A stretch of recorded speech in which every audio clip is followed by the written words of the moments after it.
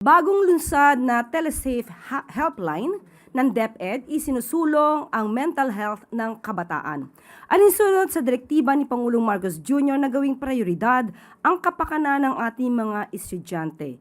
Inilunsad kahapon ng Department of Education sa pangunguna ni Secretary Sunny Angara ang Learners Telesafe Contact Center Helpline para sa mga mag-aaral na may hinaharap na mental health crisis at kabataang kailangan ng immediate professional intervention.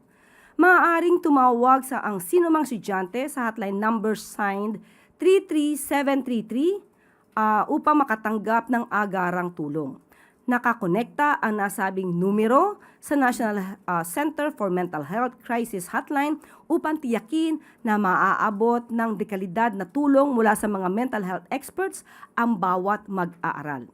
Makakaasa ang sambayanang na may dalubhasang handang tumulong sakaling magkaroon ng mental health emergency sa kanilang pamilya. Hindi biro o kahinaan ang mental health issues. May mga taong handang makinig at gumabay sa inyo.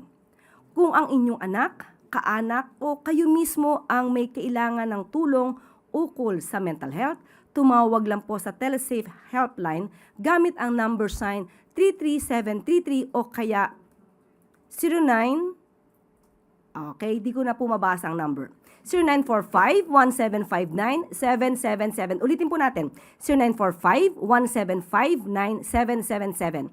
Maaari din po kayong mag-email sa weprotectlearners@deped.gov.ph.